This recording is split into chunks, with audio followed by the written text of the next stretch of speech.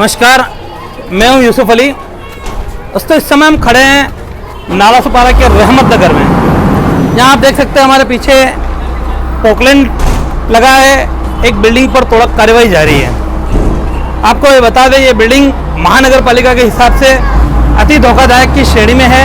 पिछले कुछ सालों में बिल्डिंग को नोटिस दिया गया था, जिसके बाद आज इस बिल्डिंग को तोड़ा गया है। हाल ही में हमने देखा है मालाड में बिल्डिंग के गिरने की जो दुखद घटना सामने आई, उसके बाद वैसे विरार महानगर पालिका एक्टिवेट हो गई और इस तरह से नालासोपारा ही नहीं, विरार और कई क्षेत्रों में जहां अति धोखादायक बिल्डिंग है, उन पर तोड़क कार्रवाई की जा रही है। इस तोड़क कार्रवाई में हालांकि ये कार्रवाई पहले ही कर दी जानी चाहिए थी, लेकिन अभी भी महानगर पालिका ने शुरुआत की तो अच्छी बात है।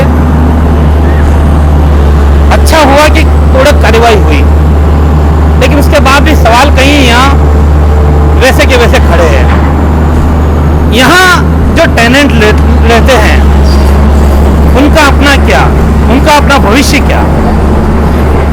कहने को तो इस क्षेत्र का नाम रहमत नगर है, बिल्डिंग का नाम रौनक अपार्टमेंट था, लेकिन मेरा सवाल है कि रौनक गई कहाँ।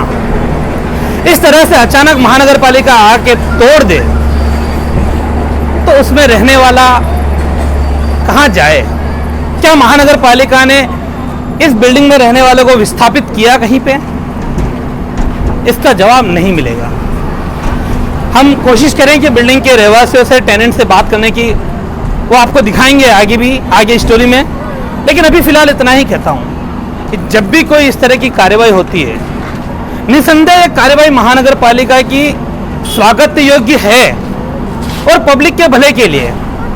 लेकिन पब्लिक के भले के लिए होने के बावजूद में जिन पब्लिक का नुकसान हुआ, उसका क्या? अगर 10 का हम भला करने जा रहे हैं, उसमें दूसरे 10 का नुकसान हो रहा है, तो ये जायज है? मैं तो मानता हूं नहीं है। महानगर पालिका को इन चीजों का ध्यान रखना चाहिए। और एक चीज यह है कि अभी क्यों, जब बिल्डिंग अति धोखादायक थी, तो जब मालाड में हादसा हुआ तो ही महानगर पालिका को याद आई। इतना ही नहीं, महानगर पालिका ने बाजू की बिल्डिंग के अंदर भी नोटिस इस तरह से लगाया कि अभी इस बिल्डिंग पे कार्रवाई करने वाले हैं, ये बिल्डिंग भी आपकी नज़दीक में है, टूटने लायक है, इसके लिए बिल्डिंग को खाली कर दिया जाए। तो एक बिल्डिंग तोड़ने के लिए 3 बिल्डिंग को खाली करने का महानगर पालिका नोटिस लगाती है। इतने लोग आखिर जाएंगे कहाँ?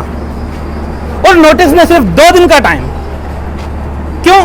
कहाँ का न्याय है, कहाँ का ये इंसाफ है कि आप 2 दिन का समय भी नहीं दो और फिर आके तोड़ दो। तो महानगर पालिका कभी भी इस तरह की अगर कार्रवाई करती है, तो पहले महानगर पालिका को आम आदमी को देखा जाना चाहिए। और ये वर्तमान 1-1.5 साल का जो पीरियड है, लॉकडाउन में जो लोगों की हालत हुई है, उसके बाद आज लोगों की क्या परिस्थिति है, ये कहाँ किसी को कहने की आवश्यकता नहीं है।